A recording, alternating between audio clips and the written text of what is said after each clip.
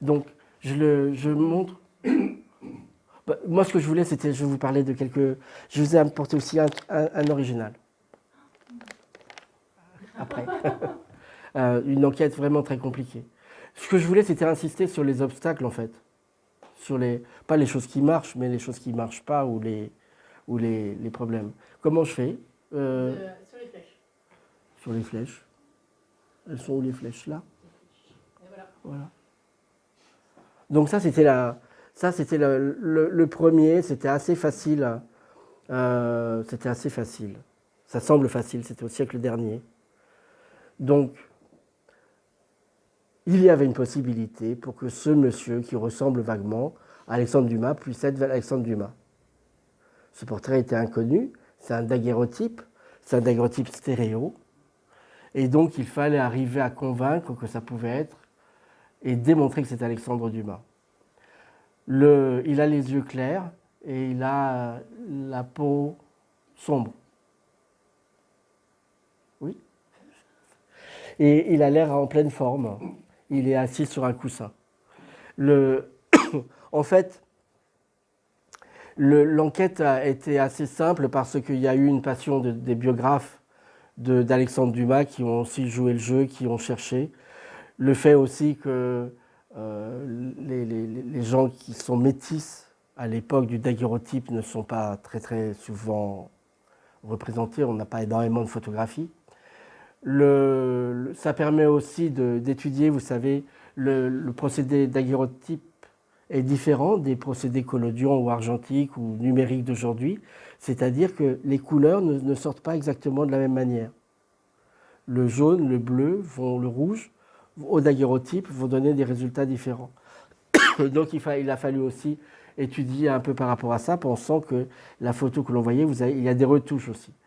Et pour cette photo, ce qui a rendu les choses très faciles, c'était le soutien formidable d'un biographe, parce que cette photographie a été trouvée dans une boîte avec d'autres portraits et qui provenait de chez la femme d'un célèbre sculpteur. Or, le biographe a confirmé que la femme du célèbre sculpteur avait eu un faible pour le célèbre écrivain. Donc ça a beaucoup favorisé. Ça, c'est ce qui a permis d'emporter les choses. Et donc c'était André Jam qui m'avait confié ça comme un exercice. Il n'avait jamais réussi à le démontrer. Il ne savait pas comment s'y prendre pour le démontrer. Les gens lui avaient dit que non. Puis finalement, là, on y a mis 1 an et demi. On a reconstitué le moment où il a cette liaison avec cette femme du sculpteur. Et c'est entré au musée d'Orsay. Et c'est entré dans les livres. Et l'auteur Gouin. C'est intéressant, Gouin. C'est un photographe sourd-muet, Alexis Gouin, qui avait une spécialité de photographie érotique, voire pornographique. Comme il était sourd et muet, il n'embêtait pas les dames. Et elles acceptaient de faire des photos avec lui. C'est la réputation qu'il avait. Il ne faisait pas de mauvaises plaisanteries. Voilà. Pardon. Hop. Là, c'est Alexandre Dumas. Hein? Alexandre Dumas. Ah oui. Ça, c'est Alexandre Dumas. Donc ça, c'est la photographie qui permet, un peu comme ici, vous avez vu, il y a le magnifique portrait par Carja de Clémenceau jeune. Donc au lieu d'avoir une vision tout le temps de Clémenceau âgé, vous avez une possibilité de voir quelqu'un en pleine force, en pleine activité, en plein combat littéraire et juridique, enfin de prétoire. Là, c'est pareil, vous avez Alexandre Dumas, avant qu'il ait tous ces problèmes de faillite, de fuite en Belgique, de tout, il est au sommet de sa gloire. Donc c'est le seul portrait qu'on a de lui en forme. Oui, question? Non? Oui? Comment peut-on faire une photo pornographique quand on est daguerréotypiste? Parce que le temps de pause est assez long. Non, le temps de pause, alors. Bon, j'en profite. Ça m'intrigue. J'en profite. Ce n'est pas le temps de pause qui est long. C'est le réglage. Un daguerreotype, vous devez retenir, c'est 3 fois 1 heure. 1 heure de préparation de la plaque, 1 heure pendant laquelle vous pouvez l'utiliser et faire la mise au point de l'appareil, et 1 heure pour la développer. Donc on ne peut pas s'éloigner de trop. C'est pour ça que les daguerréotypes ambulants, il faut qu'ils fassent sur place, ils ont une roulotte, un bateau, quelque chose. On peut pas partir avec sa plaque daguerrienne et aller jusqu'à Lille et revenir. Non, c'est pas possible. Donc on n'a qu'une heure. Il faut faire la mise au point, il faut régler les lumières et tout ça. Par contre, une fois que c'est fait, c'est 1 seconde et demie. Ça va. Ça va. Pas bouger quand même. Ça va. Voilà. Merci. Je vous en prie. Ça, ça, je vous l'ai montré parce que c'est une enquête en cours, cette photo d'Alexandre Dumas. Ça, c'est Alexandre Dumas qui va partir et emmener avec lui Gustave Le Gray. Ils vont partir en Sicile. Là, c'est l'Alexandre Dumas, soucieux et tout. C'est le seul exemplaire connu. Il vient de ressurgir à Rome. Il avait été publié dans un magazine en 1903. On a réussi à trouver la publication de 1903 grâce à Yandex, qui a fait surgir la numérisation. Il date de quand, ce portrait 1860. 1860. Adam Salomon s'appelle le photographe. Mais donc voilà, vous voyez quand même un personnage assez différent. Et puis, vous voyez qu'avec le procédé du collodion, par rapport au daguerréotype, nous n'avons pas la même perception de la couleur de sa peau, si je peux me permettre. L'aspect métis est est beaucoup plus discret. Enfin, il peut être bronzé, enfin, hâlé par le soleil. Question? Non? Top, top. Ça, c'était une des enquêtes les plus compliquées.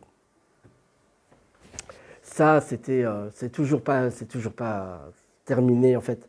Je considère il faut souvent 7 années, même voire plus, pour les choses qui ressurgissent et qui sont. Donc ça, c'est Gustave Le Gray. C'est le grand artiste français. C'est celui qui fait rentrer la photographie dans les beaux-arts. L'enquête a été très longue parce qu'il ressemble pas forcément aux autres tableaux que l'on a parce qu'il y a une histoire d'angle qui est compliquée. L'implantation des cheveux semble compliquée. Je vais vous raconter tous les obstacles qu'il y a eu. L'implantation des cheveux, en fait, c'est l'ombre d'une mèche. Il n'a pas une implantation comme ça en V. Par contre, on a trouvé le volet. On a retrouvé le volet et le balcon. Parce qu'il y avait un groupe de photos, et on a identifié tous les gens qui étaient avec lui. Et donc, là, d'une façon générale, quand quelque chose surgit, il faut essayer de comprendre que c'est important et que c'était inconnu. Il faut comprendre 2 choses. Pourquoi ça existe et pourquoi c'est resté inconnu.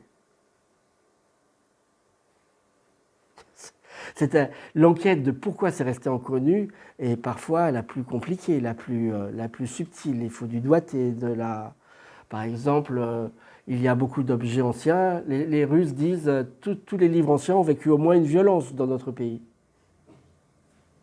Il y en a eu beaucoup. Mais ça peut être vrai aussi pour les photos. Ce ne sont pas des violences liées au vol, parce que les photographies n'ont pas eu beaucoup d'importance. Après chaque conflit mondial, la photographie est retombée. Il y a, si vous voulez, vous avez un enthousiasme pour le médium photographique, ou créer des photographies, faire des portraits, créer de l'art, et à chaque fois, ça monte. Là, le héros, c'est Gustave Le Gray dans les années 1850-60, et puis va arriver la guerre franco-prussienne, la Commune, le siège de Paris, et les photographes qui n'avaient pas fait faillite en 65 ont fait faillite en 70. Après, ça va remonter très doucement, et avec Kodak, le pictorialisme, il va y avoir un engouement, et ça va monter très fort. Il va y avoir le premier projet de musée universel de photo à Vienne, qui doit s'inaugurer en octobre 1918. On a retrouvé les caisses en 1993. Tout avait été oublié après, dans la défaite et dans la débâcle. De la même façon, après, à nouveau, dans les années 20-30, vous avez un enthousiasme, vous avez les premières galeries à Paris, à New York, partout, et puis il y a la guerre qui arrive et ça s'arrête à nouveau, voilà. Après, etc., etc. Donc, il fallait enquêter sur savoir ce que c'était, pourquoi on ne les connaissait pas, et ensuite pourquoi ça existe. Donc c'est tout un groupe. Ça, c'est son épouse. Et il y a d'ailleurs un tableau peint par Le Gray de son épouse qui va surgir le 17 novembre à Toulouse, qui va être vendu et qui a été identifié, confirmé par ce daguerreotype. Et qui appartenait à la famille d'un président de la République, à Falière, je crois, je ne sais plus. C'est retrouvé. Ça, c'était une jeune femme des boulevards qui a une quinzaine d'années, qui a servi de modèle aussi, ce jour-là pour cette série. Ça, c'est son ami Auguste Mestral, celui qui est bougon. Et l'autre, c'est... ça y est, pardon, je suis désolé. Je vous ai raconté que j'ai eu un professeur qui faisait des expériences avec le pendule et qui inventait des choses extraordinaires, le professeur Yves Rocard. Mais avant, j'ai eu 2 enseignants qui avaient débarrassé tout l'enseignement des mathématiques de tous les noms propres. C'était leur méthode. C'est ce que j'ai eu en classe préparatoire. Donc ils ont inventé cette méthode où on supprime plus de théorème d'Archimède, plus rien. Plus de noms propres. Et ils m'ont aussi beaucoup influencé. Ils m'ont dit d'ailleurs que j'étais le seul sur qui ça a marché, leur système. En 40 ans d'éducation, c'était le seul qui était rentré à l'école normale. Mais du coup, je ne connais pas les noms. Je raisonne. J'ai une idée, je sais comment je vais finir par le retrouver. Je sais qu'il y a eu un album de ses photos qui a été vendu à Londres, enfin, et qu'il est assez célèbre. Et avec son frère Pierre, ils sont Flandrin. Voilà, c'est Flandrin. Vous connaissez le nom Flandrin peut-être, non? Donc, ça, c'est tout un groupe de daguerreotypes qui étaient avec. Vous voyez, il y a le balcon. On a retrouvé le balcon. Je crois que là j'arrête pour cette série-là.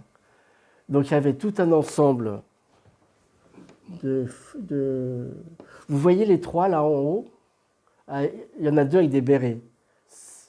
Celui au milieu, c'est un sculpteur célèbre qui a fait la femme piquée par la vipère que Baudelaire avait dans son appartement. Clessinger, voilà. Clessinger. Donc, vous avez les peintres les plus audacieux de l'époque, le sculpteur le plus célèbre. Il y a aussi un musicien, il est pas là, le musicien. Et il y a un tas de gens. Et en fait, en faisant l'enquête, Gustave Le Gray a fait très très peu de daguerreotypes. Il en a fait que pendant 1 an. Et en 1948. Et tous ces gens-là, on découvre, pendant la Révolution de 1848, le jury des Beaux-Arts était devenu libre. C'est-à-dire qu'au lieu qu'il fallait un piston ou il fallait être reconnu pour pouvoir exposer au salon, le salon était libre. Et tous ces jeunes gens ont exposé. Et ils se retrouvent tous à Paris le 31 mai 1848 pour aller récupérer leurs œuvres à la fin du salon. Donc on pense que la séance sur le balcon du 48 rue Vivienne, qui est l'appartement que Mestral vient d'acheter au mois de mars,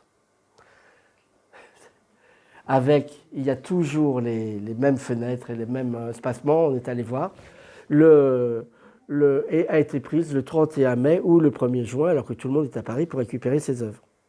Donc voilà, ça c'était pour démontrer pourquoi ça existe. Et pourquoi ça existe? Parce que la photographie a été prononcée, vous savez, l'invention de la photographie a été proclamée par François Arago. Vous connaissez un peu sur la photo? Non, pas trop. En 1839, après une période très mouvementée, le Parlement, l'Académie des sciences, décide de prononcer que l'invention de la photographie est enfin prête. Ça fait 12 ans qu'on essaye d'avoir quelque chose de présentable. C'est une invention que tout le monde attend dans tous les pays. Et François Arago, qui est le secrétaire de l'Académie des sciences, section mathématiques, va annoncer l'invention officiellement. Quand vient 9 ans plus tard, il y a la Révolution de 1848. Une des raisons de la Révolution, c'est que sous Louis-Philippe, les choses n'ont pas évolué. Les Anglais progressent, les autres pays, et la France, qui a beaucoup de potentiel, est un peu en arrière. Il y a une bureaucratie, on va dire, une torpeur, un endormissement.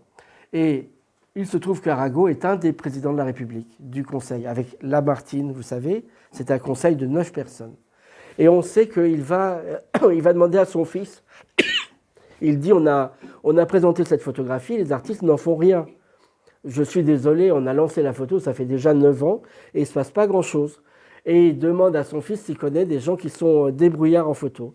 Et son fils a été étudiant avec le jeune Gustave Legray.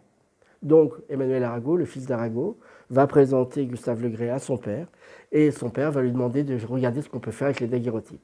Et ça, c'est l'ensemble des daguerreotypes qui va correspondre à cette séance. On sait depuis, on a compris en regardant un peu qu'ils avaient mis des miroirs, on étudie les ombres et les reflets, ils avaient mis des miroirs et ils avaient mis une toile tamisée pour que la lumière du soleil soit indirecte. Donc c'était très sophistiqué, ils ont voulu faire des portraits un peu comme les plus beaux portraits du XVIIe. Voilà. Elle est particulièrement jolie. Hop, je sais pas. Ça bouge pas. Ça bouge. Non. Ça repart dans l'autre sens. C'est pas grave. Ça, c'est la suite. Donc, pourquoi cet ensemble de daguerreotypes a posé un problème et les enquêtes, il y avait une difficulté, c'est qu'en fait, il était conservé. Vous voyez, le monsieur à béret les trois là-haut, celui à béret à gauche, c'était lui qui les avait gardés, les daguerreotypes. Ça vient de chez lui. Ça vient de chez lui, mais je sais pas, je me lance là dans des choses. Je me lance, tant pis, je me suis lancé.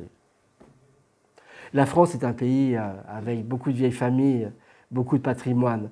Et le drame, c'est à chaque fois qu'il y a un changement de génération, les disputes entre les héritiers.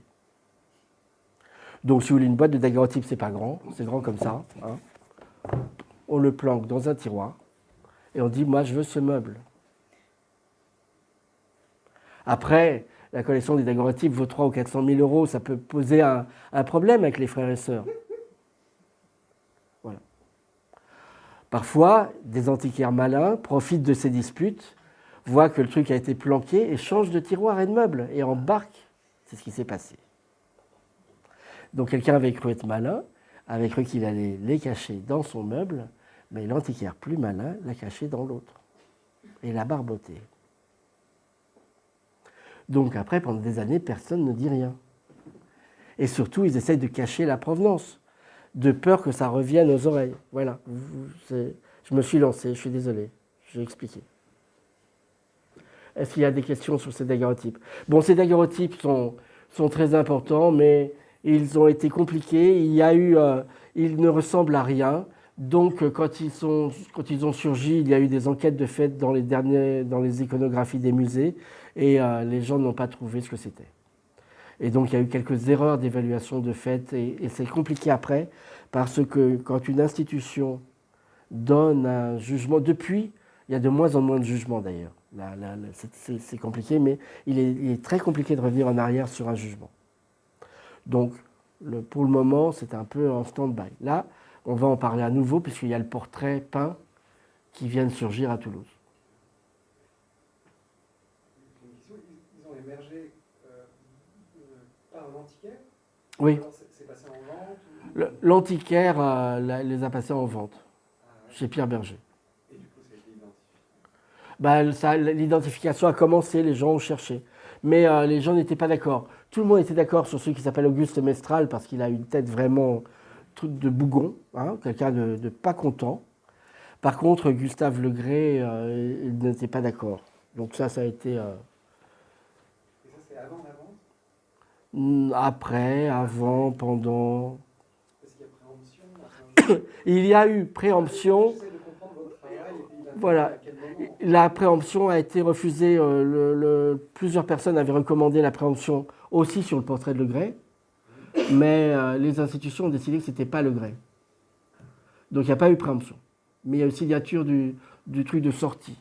Donc ça pose un problème. Par contre, là où il y avait Auguste Mestral, il y a eu préemption. Sauf qu'il y avait un novice du musée d'Orsay, et pour faire la BN a fait une très belle préemption, le musée d'Orsay a fait une première préemption, et pour le deuxième, il manquait 100 € pour acheter un truc à 30 200, il n'avait plus que 30 100, il a dit non. Voilà. Pardon. Je ne dis pas de nom, hein. Je ne dis pas de nom.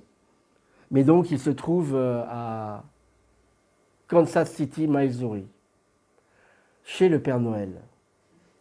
Le Père Noël collectionne les photos anciennes. C'est la collection Hallmark, c'est les fabricants de cartes postales de Noël les plus riches du monde. Et ils financent le musée Nelson Atkins et le département photo. Mais ce sont donc les cartes de vœux de Noël des Américains qui financent le musée. Voilà. Cette photo se trouve à... Non, cette photo, pour le moment, elle est encore dans les limbes. Elle est dans les limbes, elle est aux États-Unis en ce moment. Mais on ne sait pas encore sa destination. L'ABN ayant signé l'exportation ne peut plus revenir en arrière pour l'acheter. On a tout fait pour essayer de voir, mais les règlements sont comme ça. Donc voilà. Vous remarquerez qu'il se tient la main là pour faire la pose. Il a fallu qu'il la tienne longtemps, hein, parce que comme ils sont en train d'inventer une manière de faire avec des miroirs et avec pour tamiser la lumière et tout. Et vous savez que le geste du photographe, il a décidé de le faire. Évidemment, ce n'est pas un autoportrait. Vous voyez, l'appareil ne va pas dans le même sens. Et il tient l'obturateur, qui est avec une certaine nonchalance. Mais voilà, il a beaucoup de charme de chien, c'est ça? Toc. Alors. Voilà. Ça, c'était une enquête qui est parue dans l'Express et qui était une enquête célèbre et qui était assez compliquée parce que ça ressemble à rien comme portrait. C'est Charles Baudelaire. Charles Baudelaire, en haut, derrière le rideau, pas devant. Devant, c'est un employé de la bibliothèque qui s'appelle Impérial à l'époque. La photo est par Carja. Elle est exactement de la même époque. Elle est par là. 1865. Voilà, celle-là est de 61. Et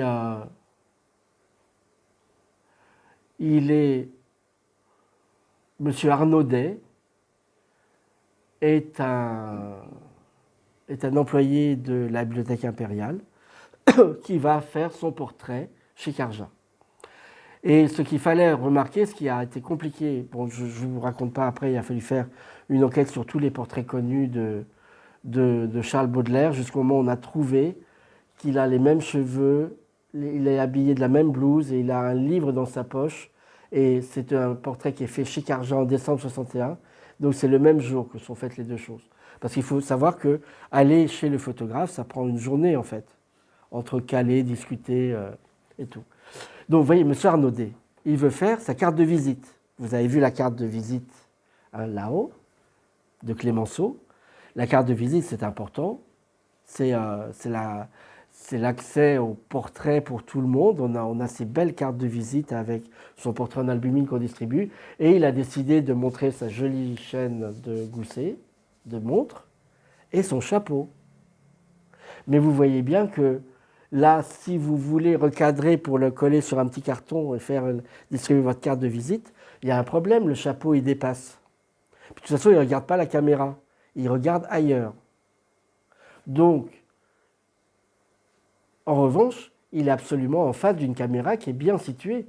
L'appareil photo qui est en train de le photographier lui fait son portrait avec son chapeau et on pourra après détourer, recadrer avec la toile beige qui est tendue derrière et il aura un très beau portrait. Donc il y a en fait deux photographes ce jour-là dans le salon.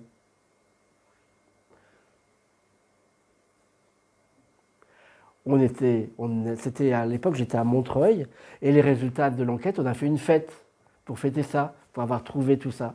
Et dans la fête est arrivé un vieux poète, employé de la Bibliothèque historique de la ville de Paris-Excel, Jean-Paul Avis. Je ne sais pas si vous le connaissez. Biographe de Baudelaire qui a aidé pour les expos Baudelaire, qui a bu 2-3 verres de rouge et s'est mis à déclamer un poème de Baudelaire en disant le poème qu'a écrit Charles Baudelaire et qu'on ne comprenait pas parce que c'est l'avant-dernier poème des Fleurs du Mal, qui est dédicacé à Félix Nadar, à FN, raconte cette séance. Donc ça, je vous laisse, vous chercherez, vous allez vous le trouverez, vous cherchez Charles Baudelaire à Félix Nadar. Et il raconte exactement cette séance. Donc, il a fait un poème et une séance photographique pour tester qu'est-ce que c'est que la photographie.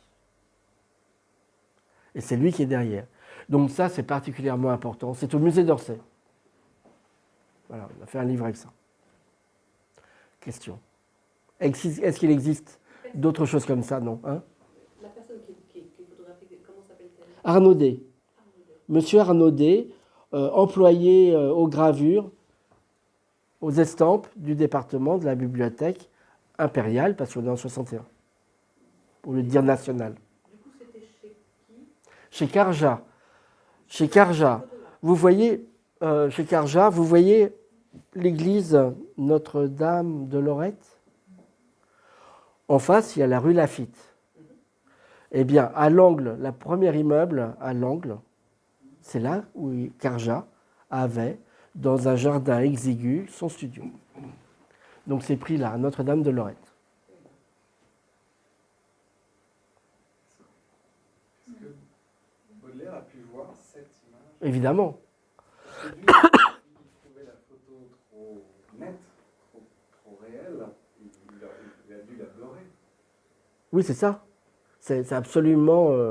mais lui, la photo là qu'ils ont faite et qu'ils ont réalisée, de toute façon, on ne peut pas être net à la fois sur M. Arnaudet et sur Baudelaire derrière. À l'époque, on n'a pas cette possibilité de correction automatique des focus.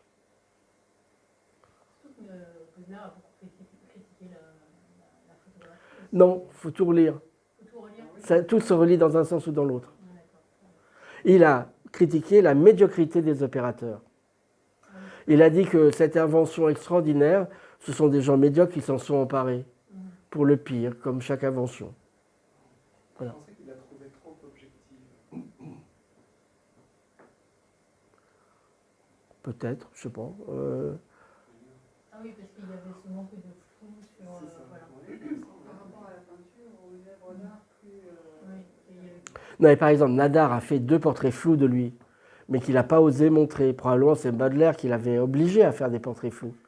Et c'est seulement après la mort de Baudelaire, quand il y a ce prince russe qui va faire une enquête pour faire une statue, que Nadar va les ressortir et va lui montrer, vers 1893, longtemps après la mort de Baudelaire. Le portrait flou. Voilà, c'est d'autres questions sur ça? Non. Je passe. Donc c'est au musée d'Orsay. Mais la moitié des conservateurs ont voté contre l'acquisition. Pourquoi? Je ne sais pas. C'est incompréhensible. Mais le directeur du musée ayant une voix double et tout ça, il a emporté et ça a été acheté quand même. Mais ça a été l'objet, je veux dire, ça a été l'objet d'un grand débat. Parce que c'est une photographie qui n'a pas la même nature. Vous devez imaginer cette jolie épreuve albuminée qui a été trouvée dans un album qui n'était pas dans les papiers de Baudelaire. De toute façon, il n'y a pas grand-chose des papiers de Baudelaire. On sait, hein, il était très pauvre, il a déménagé beaucoup de fois. Vous leur avez musées insolites, ils ont déjà pas mal de photos de lui déjà. Oui, mais ce n'est pas une photo de Baudelaire. Ça, c'est une photo qui réfléchit sur, justement, qu'est-ce qui vient d'être inventé. Qu'est-ce que ça signifie, une photographie ou alors, tout à l'heure, on pourra lire le poème, si vous voulez. Mais le poème est magnifique. Il est magnifique. Donc, ça se termine, le rideau était baissé, j'attendais encore, n'était-ce donc que cela. Baudelaire, il pensait, comme beaucoup de gens qui découvrent, au moment où ils découvrent la photographie, que ça peut voler une partie de l'âme. Il y a un rapport dans beaucoup de pays. Au départ, la photographie, on ne photographiait que les morts. On gardait une image des morts pour les faire vivre plus longtemps. Puis les enfants morts, il y a plein de choses, c'est triste. Mais les prisonniers refusaient, les criminels refusaient d'être photographiés. Ils se battaient pour ne pas être photographiés. Ils avaient peur que quelque chose allait sortir. Mais c'est vrai qu'il y a eu une grande évolution là-dessus. Aujourd'hui, nous sommes photographiés partout et filmés partout. On vit avec. Mais Baudelaire réfléchit beaucoup à ça. Hop. Il y a aussi l'instant. Vous devez beaucoup réfléchir à l'instant. Oui, c'est ça. C'est le rapport au temps, à la vie, à l'émotion qui s'arrête comme ça sur un instant. Hop là. Toc. Et voilà. Bon, ça, c'est une des enquêtes les plus controversées, les plus compliquées, qui est toujours aussi en cours, avec un grand musée qui s'arc-boute, qui a compliqué les choses, à Amsterdam. Donc, ça, c'est la seule photo de Vincent van Gogh, peintre. Il est en train de fumer la pipe, il est au milieu. Elle n'est pas d'une très grande qualité, là, celle que je vous ai donnée. Je ne sais pas. Je n'ai pas retrouvé parce que j'étais en train de voyager. On a retrouvé l'escalier, on a retrouvé le lieu. C'est la salle de répétition du Théâtre Libre d'André Antoine. Et il y a une exposition qui est faite par les pointillistes et par les néo-impressionnistes auxquels Vincent van Gogh a été invité. Et il est le seul. Et il amène ses copains. Donc à côté, vous avez Paul Gauguin qui est tout à fait à droite. Vous avez Émile Bernard qui va faire une énorme crise, qui va se fâcher tout rouge parce que lui, il n'était pas invité ni rien. Et ça va entraîner le départ le lendemain de Van Gogh à Arles. Et ça va aussi démarrer le début de la correspondance. Donc, cette photo est une photo, elle aussi, comme beaucoup de photos bizarres, elle ne ressemble à aucune autre. Elle est aujourd'hui à New York. C'est une photographie sur une petite plaque de carton laqué noir, avec un procédé que le même que le daguerreotype pas cher, ou le ferrotype, c'est-à-dire les photographies sur carton, sur verre, sur fer, sur cuir. Le vieux monsieur avec la Légion d'honneur qu'on aperçoit à peine, il s'appelle Jobé Duval. C'est celui qui va indiquer qu'en Bretagne, les modèles coûtent pas cher et on mange pour pas cher. C'est pour ça qu'ils vont partir en Bretagne. Alors, ça c'est pour le comparer. Là on le voit un peu mieux, hein, mais on ne voit pas grand-chose. Donc vous le voyez là. Alors ça c'est pour expliquer les problèmes. Je reviendrai après dessus. Ça, c'est probablement Émile Bernard. Ça, c'est... non, j'ai dit, pardon, André Antoine. Ça, c'est Émile Bernard. C'est assez facile à suggérer.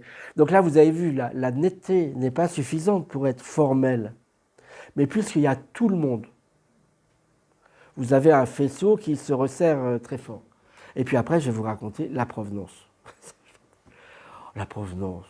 Oh, qu'est-ce que ça a été compliqué. Voilà, Jobé Duval. Là, on le reconnaît assez bien. Vous voyez sa Légion d'honneur tout en bas de l'image? Ça, c'est le musée Van Gogh a reconnu que c'était bien Jobé Duval. Mais ils essayent de dire non pour tout le reste. Ça, c'est un jeune Hollandais qui était avec eux ce jour-là. Et ça, c'est donc Gauguin qui vient d'attraper la malaria. Il est allé travailler sur le canal de Panama, ça n'a pas marché du tout. Et il a fallu il a essayé de guérir de la malaria, il est allé sur l'île du Taboga. Puis après, il est revenu en France, il arrive, mais il n'est pas en forme. Voilà. Donc, ça, c'est une photo assez extraordinaire, assez compliquée. C'est la seule de Vincent Van Gogh. Et donc, pourquoi le musée a dit non? Le musée a dit non à cause de ça. Le musée a dit non parce que le musée dit que Vincent Van Gogh, c'est celui à droite et c'est celui à gauche. En fait, quand Vincent est mort, son frère Théo, qui tenait une galerie de peinture dans le 9e arrondissement, est mort de chagrin aussi. La veuve s'est retrouvée en grande difficulté. Elle perd son mari, elle perd son beau-frère, elle a le petit Vincent à élever, et elle va récupérer les tableaux. Et les tableaux, ça va marcher. avec l'aide de marchands très astucieux à New York dans le début du XXe siècle. Mais quand vous avez un nouveau peintre qui émerge, ou un nouveau photographe, ou que les gens spéculent dessus, ils aiment beaucoup avoir des autoportraits. Or, il y avait très peu d'autoportraits de Vincent van Gogh, parce qu'il n'y avait pas de miroir quand il habitait avec Théo, et il prenait son frère comme miroir. Donc, en fait, vous avez 50 portraits de Théo qui ont été vendus comme autoportraits de Vincent, ce qui est une certaine valeur. Alors qu'en fait, ce sont juste des portraits de Théo, ce qui est une autre valeur. Pour aller dans ce sens-là, on a mis que tous les portraits connus, c'était toujours Vincent qui était maigre et tout, et que le portrait là-bas, c'était Vincent, mais ça, c'est Théo. Et en fait, la photo qu'on a trouvée sur laquelle j'ai enquêté, elle démontre définitivement que Vincent van Gogh, il a une mâchoire carrée, il a un visage rectangulaire, il n'est pas anguleux, pointu, comme son frère Théo. Donc, c'est beaucoup de problèmes, un rafale de problèmes et de critiques possibles. Donc le musée s'est arc-bouté. Moi, je n'avais pas mesuré que ça pouvait entraîner tant d'ennuis, éventuellement. J'étais tout content de trouver enfin le portrait de Vincent van Gogh. Donc voilà. Voilà où on en est. C'est dans une collection américaine. Ça a été exposé au Grolier Club de New York. Et le musée Van Gogh a publié un article il y a 1 an et demi d'un professeur très sérieux qui explique que peut-être il y a eu des erreurs jusqu'à maintenant et que Vincent et Théo, c'est pas le même et que certaines photos d'enfants jeunes étaient de Théo et pas de Vincent. Donc j'en profite puisque vous connaissez toute l'histoire. La différence, Vincent Van Gogh, il a les deux oreilles comme il faut et Théo, il a une oreille décollée, une seule. D'où probablement l'explication pourquoi l'autre va se couper une oreille. Vous connaissez l'histoire de l'oreille coupée. Voilà. Question ? Pas de question. On passe. C'est bien ? C'est intéressant ? Si j'ai compris, celui de gauche, c'est frère. C'est Théo. C'est le petit frère. Là, comme ça, on dirait qu'il a une oreille un peu décollée. Oui, il a une oreille décollée. C'est lui qui a une oreille décollée. Vincent n'a pas d'oreille décollée. Vincent Van Gogh. Et il va se couper l'oreille qui n'est pas décollée et qui est décollée chez son frère. C'est prouvé, ça. Alors là, prouver, pas prouver, on ne peut rien prouver. Vous vous rendez compte les sommes qui sont en jeu ? Vous vous rendez compte les emplois dans les universités d'histoire de l'art et tout ?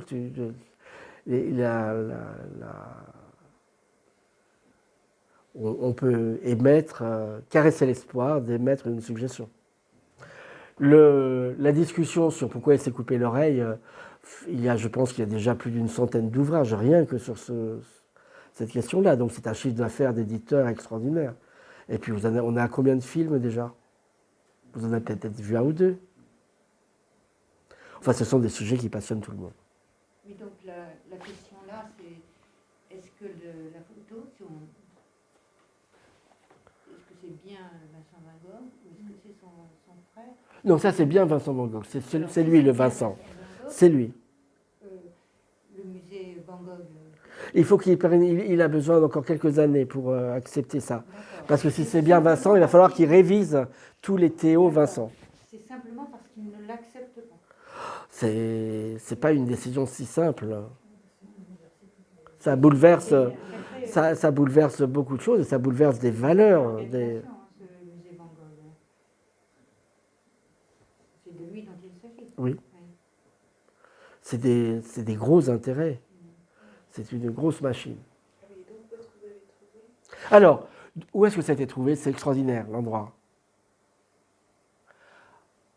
À Paris, après la guerre de 14-18, le plus grand libraire de livres rares s'appelle Ronald Davies.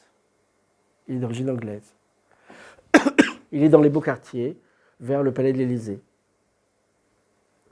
Et Ronald Davies a en particulier comme cliente Myriam de Rothschild, qui lui demande de faire une collection sur les néo-impressionnistes et sur Vincent Van Gogh. C'est lui qui va acheter toute la correspondance à Émile Bernard, d'Émile Bernard avec Vincent van Gogh, pour Myriam de Rothschild. À la fin de sa vie, il va se retrouver dans une maison, il a une belle maison, enfin non, c'est pas la fin de sa vie. Il a une belle maison de campagne qui est remplie de choses aussi, où il stocke. Parce qu'il a sa boutique qui n'est pas très grande, il a ses clients, et puis il a tous ses trésors en Normandie. Et je crois qu'il a eu une mort brutale, qui est une des morts les plus anecdotiques, ou un incident. Je crois que c'est un entraînement de golf, et quelqu'un qui, malencontreusement, lui donne un coup derrière l'oreille, fatal. Oui. La maison est restée fermée pendant un siècle. Et puis les grands experts, les grands marchands, les grands commissaires-priseurs ont fait un tour là-bas. Ils y ont trouvé les manuscrits de Chateaubriand. Ils y ont trouvé beaucoup de trésors de l'histoire de France, de la France littéraire. Et pendant des années, ils y sont allés, ils ont tout pris, ils ont tout sorti. Puis après, au moment de vendre la maison, il y a eu une vente publique, tout à 10 francs. Et là, une journaliste de Ouest France, qui est assez débrouillarde, est allée, elle a trouvé cette photo qu'elle a achetée 10 francs. Que les grands commissaires-priseurs, les grands libraires, les grands experts avaient laissé là. Et ça l'a hantée. Elle cherchait, elle était sûre. Elle était sûre. Mais elle ne savait pas comment le démontrer. C'était marrant. Elle est venue pour essayer de me rencontrer, parce qu'elle avait vu l'histoire de Baudelaire. Ça a pris du temps, il a fallu aller la voir, tout ça. Et puis voilà. Et puis j'ai fini par trouver l'endroit. J'ai trouvé l'arrière-cour qui existe toujours, rue Blanche, où il y avait la salle de répétition du Théâtre Libre d'Antoine, avec exactement, il y a le même escalier, il est toujours là, la cour. Donc voilà. Par contre, on a découvert au passage, en faisant cette enquête, je ne vous l'ai pas mis là, vous savez, il y a une photo célèbre où on voit Van Gogh de dos avec Émile Bernard au bord de canal, et qui est immense dans le musée d'Amsterdam, vous l'avez peut-être vu. C'est pas lui. C'est pas lui. Donc ça, par contre, aussi, c'est pas Van Gogh. Et c'est un faux qu'a fait Émile Bernard. En plus, quand on a accès aux vrais documents, on voit que ça a été... enfin, le fils, pour se faire bien voir. Donc voilà. Oui. Bon. Question. Ça veut dire que vous faites aussi des contre-enquêtes? Non, c'est pas ça. On m'avait confié l'autre aussi à vendre. Ah, d'accord. Mais moi, j'arrivais à la conclusion. J'ai dit que c'est celle considérée comme, mais probablement c'est faux. Donc c'est pas vendu. Donc le propriétaire n'était pas content. Mais c'était marrant d'avoir les deux, de face, de dos. Et c'était vendu à quel prix? Là, celle-là, ça s'est vendu 82 000 euros. 1 franc à 80 000 euros. Hein? 1 franc à 82 10 francs, 82 000 000 euros. euros, 17 ans de recherche passionnée et de vivre de manière fébrile. Mais l'argent était pour elle, hein, pour la...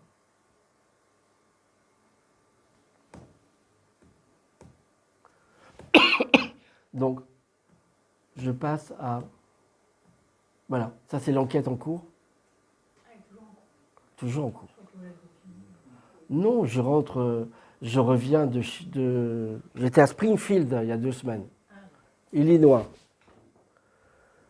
Ça, je vous ai amené des petits livres aussi. C'est compliqué, c'est la plus grande des enquêtes, si on considère une enquête. C'est un daguerreotype. Est-ce que j'ai... Oui, c'est ça, vous les avez mis comme ça? Ah bah ouais, je sais pas comment on met. Donc, c'est un petit daguerreotype. Je ne l'ai pas amené. J'ai hésité. Je vous ai amené un autre truc. C'est un petit daguerreotype. Non, il fait comme ça, vous pouvez le voir, c'est plus joli. Il n'y a qu'à faire circuler ça. C'est mieux que sur l'écran qui n'est pas bon. Je vais les donner. Et Donc un daguerreotype, vous savez, c'est la première des photographies, c'est la plus ancienne. Normalement, quand on trouve une œuvre d'art ou qu'on trouve quelque chose qui n'existait pas, que personne ne connaissait, de deux choses l'une, ou on va trouver des traces témoignant que ça a existé, ou on ne trouve rien, et dans ce cas-là, il faut mieux conclure qu'on s'est trompé, qu'on s'est fourvoyé.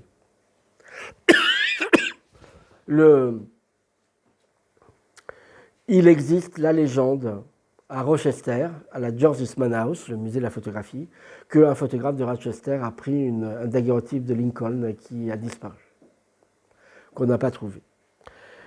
J'ai trouvé un livre de 1960 d'un certain Searcher qui appelle dans le livre en disant si quelqu'un retrouve ce daguerreotype qu'on cherche partout, qui a été fait quand il est sur le train en train de se diriger vers Washington pour prêter serment, il faut prévenir tout de suite mon éditeur. Ça, c'est 1960. Donc on le cherche depuis toujours. Les Américains ont leur histoire bénéficie énormément de cette nouveauté qu'est la photographie. Et l'histoire des États-Unis est intriquée avec l'histoire de la photographie. Mais en particulier, le personnage chez qui ça a joué le plus, c'est Abraham Lincoln. Abraham Lincoln est le premier homme public qui va voir son portrait multiplié. Avant d'être élu, il n'a pas de barbe. Il annonce qu'il va se faire pousser une barbe. Et donc tout le monde les journaux vont reproduire son portrait barbu. Il y avait 3% d'Américains barbus au 1er janvier 1861. Il y en a 97% au 31 décembre de la même année. Et y compris les confédérés qui se mettent à se faire pousser la barbe aussi pour ne pas être repérés trop vite sur les champs de bataille ou tout ça. Donc, qu'est-ce que je peux raconter de cette histoire? Comment je vais raconter cette histoire? Ce daguerreotype, pour les Américains, ne peut pas être Lincoln. Ce n'est pas Lincoln, il n'est pas élégant, il est mal habillé et il n'a pas de cravate. Il y a 112 portraits connus de Lincoln, il a une cravate. Photographique. Et il est habillé comme presque un paysan, il est assez pauvre et tout. Et en fait, ce n'est pas un portrait du président Lincoln. Or, on sait qu'avant d'être élu président, il n'a pas de barbe. Il a la barbe seulement après. En fait, ça, c'est un portrait qui est fait pendant les 3 mois où il est élu et avant de prêter serment. Vous savez, aux États-Unis, les élections sont en novembre, mais le président devient président seulement en février ou mars. Donc, il se trouve que, heureusement pour moi, pour faire cette enquête, sur le train qui va l'emmener vers Washington, il y avait des journalistes. C'est le premier train présidentiel. C'est le premier train voyage de presse. Il est dans le dernier wagon, et dans l'autre wagon s'entassent une quarantaine de journalistes, mais qui montent, qui descendent selon les arrêts, parce que 13 jours, c'est quand même un peu long. Hein. 13 jours, ça a duré. Il faut changer de locomotive, il faut changer de largeur. C'est seulement après Lincoln que les voies ferrées seront unifiées. Avant, il y a 5 ou 6 jauges différentes pour aller de Springfield, Illinois, à Washington, en passant par New York. Donc, il y a 4 journalistes qui sont sur le train et qui vont témoigner que le train s'arrête dans un bled impossible. On ne sait pas pourquoi il s'arrête là, certainement pour prendre de l'eau et du bois. Et au moment où il va repartir, un journaliste fait éruption, réveille le président qui était en train de faire une petite sieste parce qu'il était parti depuis 4 heures du matin. C'est le 18 février 1861, il est 8h47. On a l'heure exacte à la minute près. Et il y a un photographe qui s'est préparé, il fait moins 12 degrés, et qui a installé un trépied avec un appareil daguerrien sur un tas de bois pour être à la bonne hauteur. Comme vous pouvez voir, il n'est pas à la bonne hauteur parce qu'en fait, Lincoln fait 1m95, ce qui étonne tout le monde. Donc, il est en contrebas. Il s'est trompé de quelques centimètres, même s'il a probablement fait descendre d'une marche sur le trépied arrière. Voilà. Alors, pour pouvoir faire cette enquête-là, qui était compliquée, ce daguerreotype a surgi dans une foire. Une foire, des rencontres, comme il y avait la semaine dernière à Chicago, de la Daguerrean Society of America. C'était un tout jeune marchand qui démarre, qui le proposait, qu'il avait mis en vente pendant 3 mois sur Internet. Personne n'en a voulu, il l'avait apporté à la foire. C'était le dernier moment. Le personnage était souriant, je trouvais que c'était assez inspirant. Il l'a vendu pour un prix. Personne n'en a voulu, personne n'en voulait, personne ne le regardait. C'était hors de question que ça puisse être le président Lincoln. Ça pouvait être n'importe qui, un kidam qui veut ressembler au président Lincoln. Parce que c'est le même chapeau que les chapeaux de Lincoln, que le chapeau qu'il a. C'est un chapeau de deuil en fait.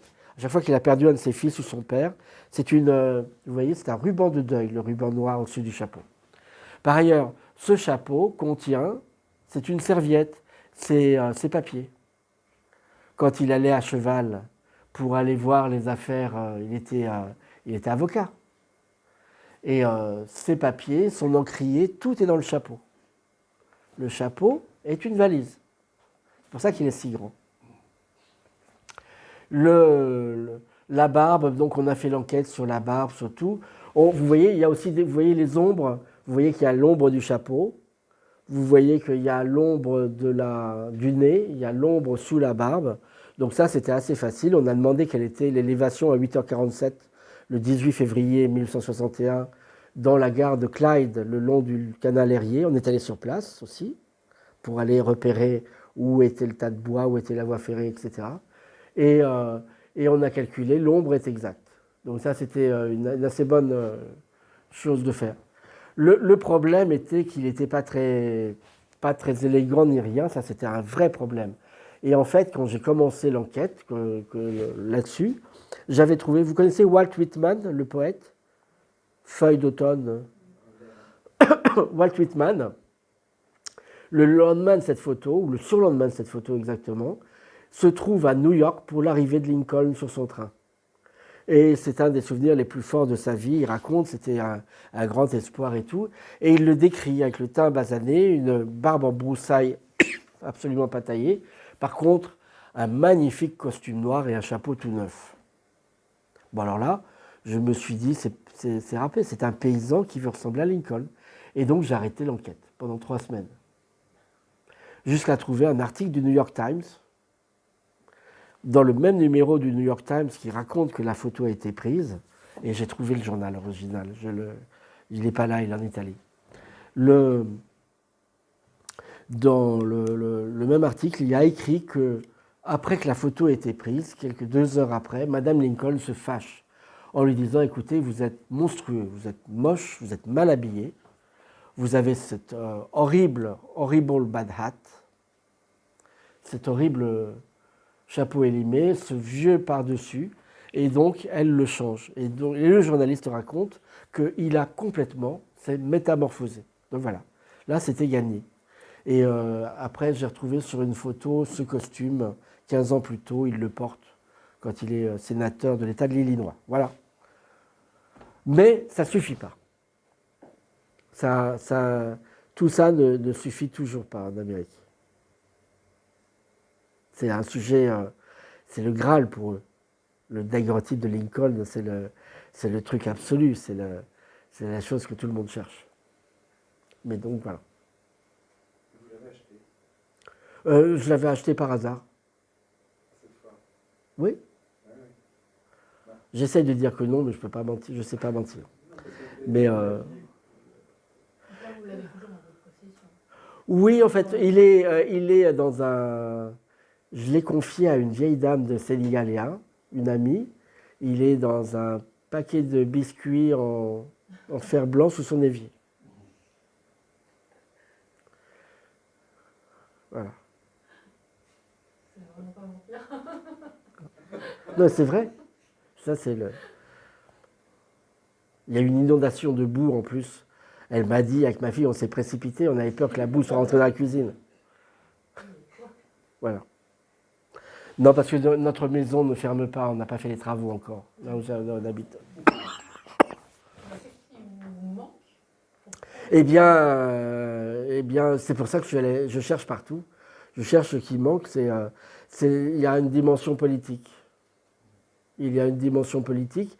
Il faut que quelqu'un aux États-Unis l'accepte. Or, il y a une conservatrice qui est la gardienne du temple, qui est la conservatrice du musée des images présidentielles de Washington, et qui dit non, il n'a pas de cravate. D'accord. Voilà. Je ne veux plus en parler. Elle ne sait pas quoi en faire. Donc nous avons, si vous voulez, c'est du même ordre de difficulté que pour Van Gogh.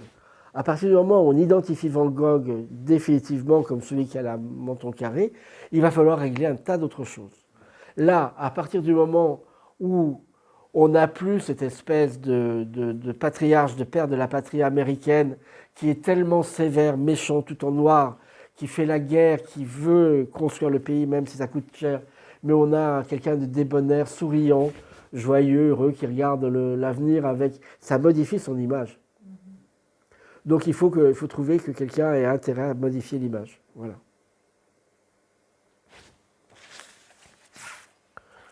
Je vous montre le dernier truc.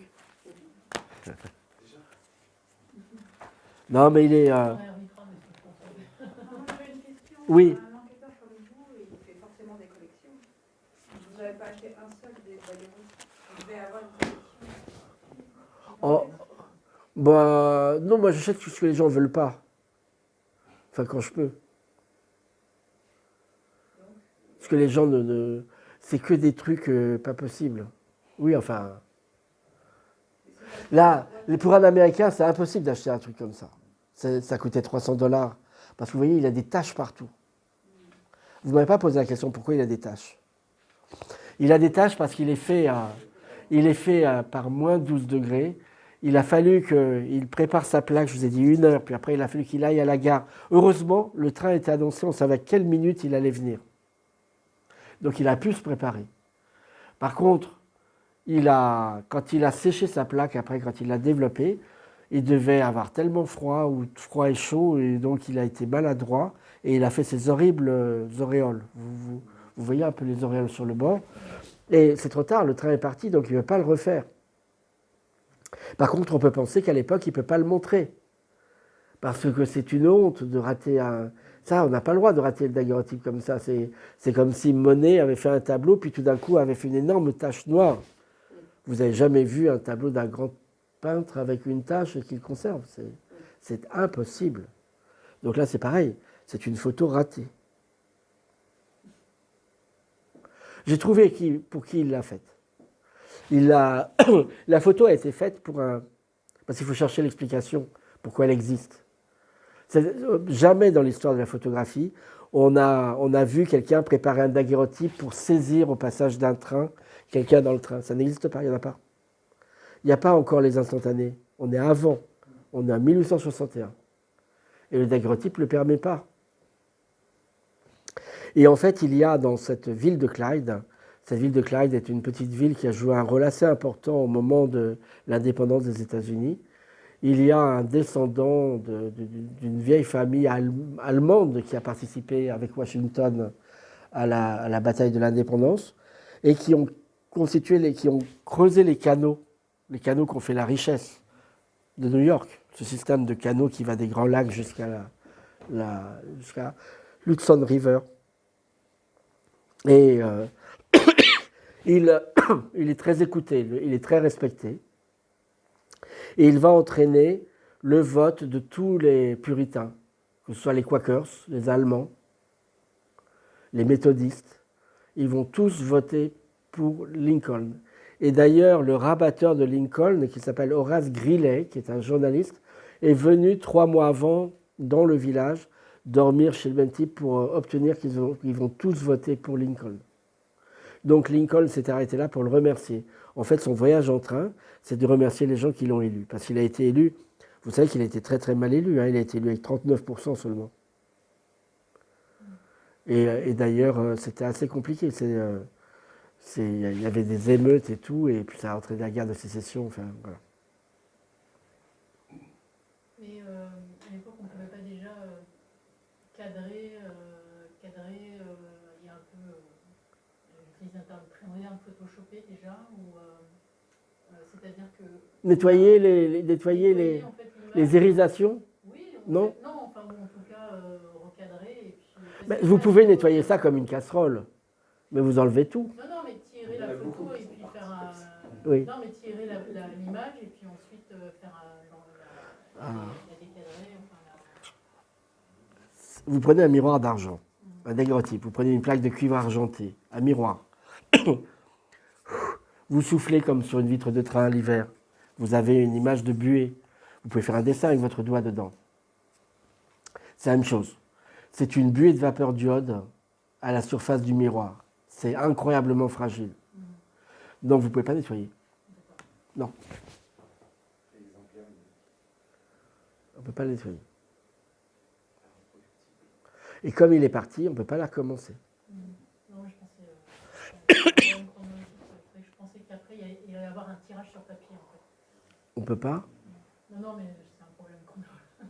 Oui, donc, 61. ce que j'ai oublié de dire, c'est l'argument le plus fort, le plus important, celui qui a justifié toute cette enquête, parce que vous avez énormément de gens qui ressemblent à Lincoln, on ne peut pas faire l'enquête sur chacun, c'est que les daguerreotypes, c'est un procédé qui demande l'utilisation de produits très dangereux. Des vapeurs d'iode, des vapeurs de mercure, des vapeurs de brome. Il y a eu énormément de morts. Et ces produits sont distribués parce que le daguerreotype est très populaire. Donc vous allez à la pharmacie, vous pouvez les acheter.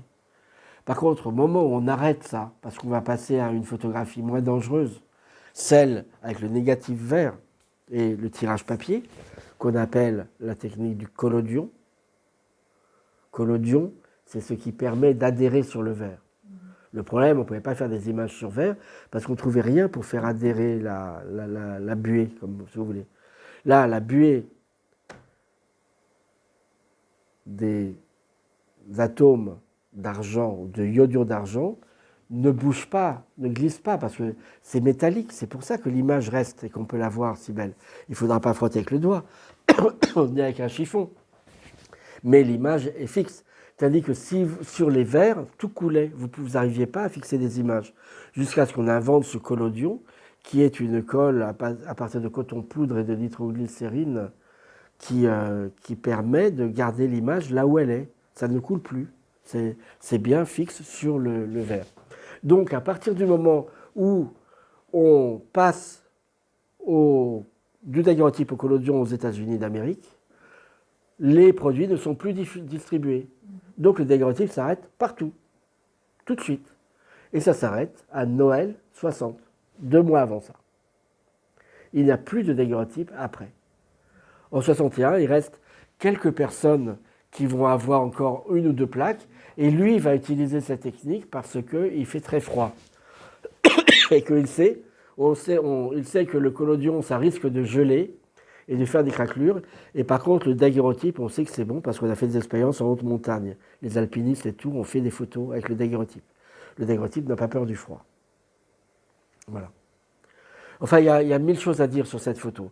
Elle a une remarque qui a été aussi très importante, et ça, c'est mon amie Christine Barthes du musée du Quai Branly qui a fait cette remarque toute bête, très belle, c'est que le daguerreotype est petit.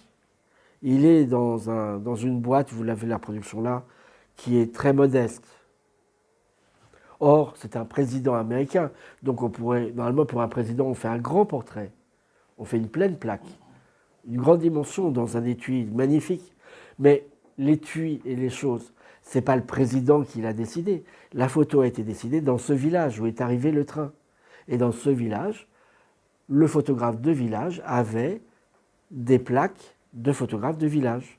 Donc l'aspect matériel du portrait correspond aux personnes qui l'ont produite. Voilà. C'était une remarque très importante qu'a dit Christine. Voilà. Bon, après, je peux vous parler pendant des heures de tout le monde, tous les gens qui ont trouvé un truc ou un autre. D'autres questions? Non, oui, non, oui, non. Est-ce que vous faites aussi des enquêtes sur les photos, mais plutôt portées sur les événements en fait, dans le passé, ou c'est plutôt concernant les personnalités comme les célébrités comme M. Lincoln?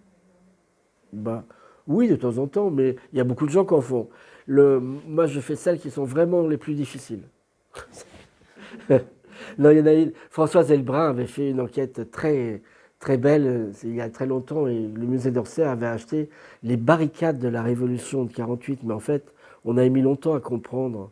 Ce sont des barricades de l'insurrection des ouvriers qui a été réprimée au mois de juin. Enfin, c'est assez triste. C'était au Faubourg Saint-Antoine. C'était Ravignac. Comment s'appelle le militaire qui s'était présenté contre lui, Napoléon Bonaparte, aux élections? Ravignac. C'est lui qui a... Il y a eu 15 000 morts. Non, pardon. Oui, donc il y a plein... Là, je travaille avec des étudiants, on a des programmes Erasmus maintenant, et je vais les faire travailler. Il y a une archive, par exemple, d'un goulag en Sibérie. Les photos personnelles de la directrice du goulag, au débouché du fleuve Yenisei sur l'océan Arctique. Et c'est très impressionnant parce que c'est des toutes petites photos comme ça. Et tout le monde est prisonnier dans un système. Vous connaissez un peu l'histoire du goulag soviétique. Tout le monde est puni, tout le monde est là. Par contre, il y a une sorte de gradation dans la damnation. Il y a ceux qui vraiment ont froid et travaillent très mal, puis après, il y a ceux qui vont avoir le droit d'accéder et passer de l'autre côté du fleuve, avoir droit à un lit, etc. Donc tout le monde, toute cette société, et là, ça en tient compte. Voilà. On travaille sur des événements comme ça, ou encore, on va faire... non, il y a beaucoup. Une qui était, je ne l'ai pas mise là, une qui était vraiment compliquée, c'était une photo retrouvée en Estonie du grand photographe Karl Bula qui avait fui après la Révolution de février. Enfin, il n'a pas fui tout le temps, tout de suite. Et on comprend mieux maintenant pourquoi il a émigré, pourquoi il est parti l'été 17.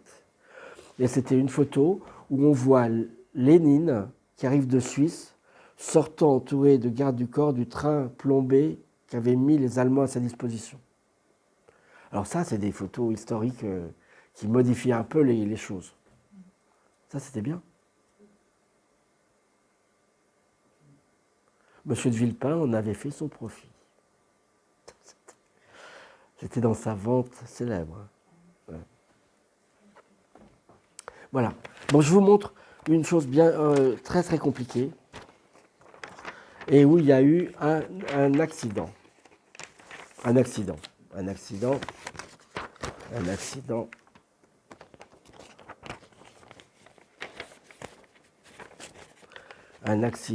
C'était au départ.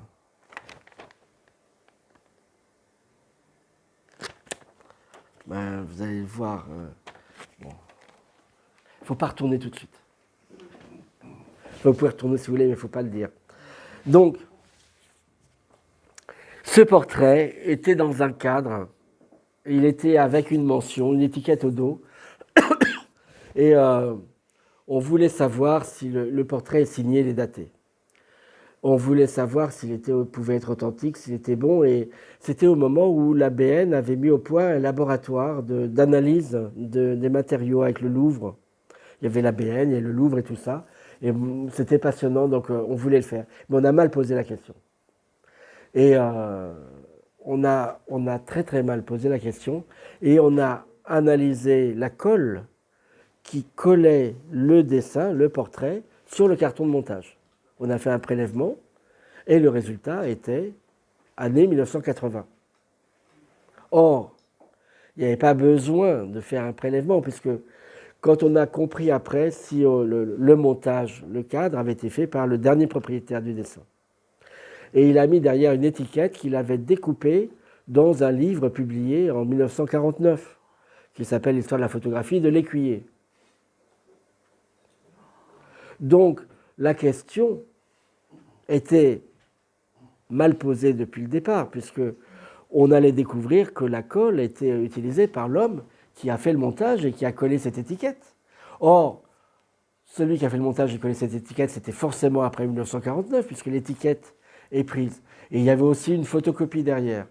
Et on sait qu'il a fait ça vers 1980. Or, le résultat du laboratoire a été aussitôt pris, utilisé par différentes personnes pour dire que du coup c'est un faux, ce n'est pas bon. Mais c'est pas vrai, c'est pas comme ça qu'on doit conclure.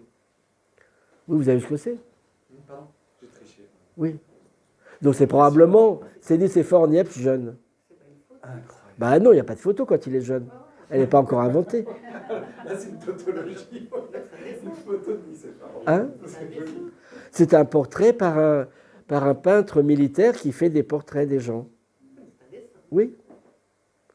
Mais ça nous donne son visage. D'accord. Mais vous n'avez jamais douté que c'était un dessin? Ah bah non. Oui, d'accord. Ok. Non, le problème est, peut-on donner raison à ce collectionneur qui collectionnait c'est un collectionneur parisien qui avait consacré sa vie entière aux bibliothécaires, au book on books, livres sur les livres, histoire des bibliothèques, histoire des bibliothécaires, histoire des inventions, histoire de l'imprimerie. Et il avait ce dessin, il l'avait encadré, lui il avait dit que c'était Niepce. Il avait recopié de sa main le texte de Potonnier, il l'avait mis derrière et il avait ça chez lui. Donc est-ce qu'on pouvait lui donner raison ou pas? Donc là, ça a été... Bon, c'était un peu compliqué parce que il y avait un portrait de Niepce jeune sur les pages Wikipédia et partout. Et donc il a fallu d'abord démontrer que c'était pas bon, parce que c'était pas la même personne que celui-là. Et donc j'ai réussi à retrouver... André Jam a accepté de me raconter l'histoire. Comment en 1939, tout le monde cherche à fêter le centenaire de la proclamation de l'invention. Et donc un type malin a pris un portrait a pris n'importe quoi, un portrait de la région de Chalon-sur-Saône, et a dit que c'était Nicéphore Niepce, et l'avait vendu à Kodak. Voilà. Et donc j'ai trouvé le nom de qui l'a vendu, comment, tout ça. Mais ça ne suffit pas, après il faut ramer un peu. Là il y a un des descendants qui hurle qu'on a fait des analyses, et que ces analyses ont bien montré que c'était de la colle de 1980. Mais voilà, on a posé la mauvaise question. Ça fait perdre beaucoup de temps.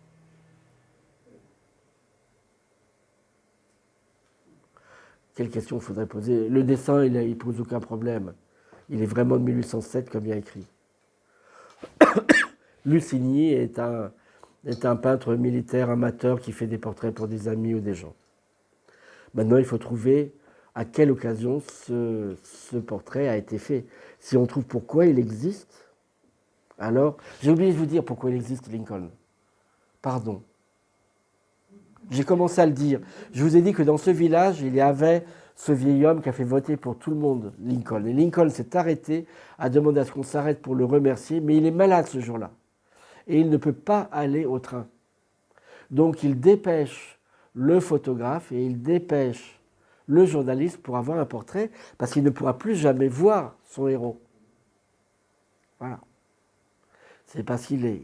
Ou il est malade, ou il est à l'enterrement de quelqu'un d'autre, il a dû partir. Il n'est pas là. Ouais, on peut creuser beaucoup de choses, hein. Après, ça s'enchaîne. Alors, Monsieur Plantureux, merci beaucoup pour Je vous en prie.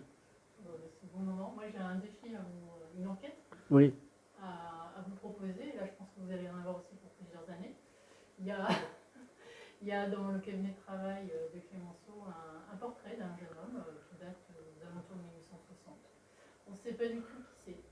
Il y a une mention au crayon derrière qu'on a photographié pour garder en mémoire parce que le crayon c'est assez spécial. On ne sait pas pourquoi Clémenceau a gardé toute sa vie ce portrait à côté de lui. Voilà. Voilà le défi que je vous lance. Je vous donne Tiens, design. Oui. Oui. J'en profite alors, je vous raconte une dernière histoire, parce que j'étais à Bogota là, il y a 10 jours, pour enquêter aussi. Vous connaissez le baron Gros de nom? Le baron Gros? Il y a 2 barons Gros. Il y a un baron Gros peintre napoléonien et un baron Gros orléaniste, enfin, ou légitimiste, royaliste. Et ils ne sont pas de la même famille.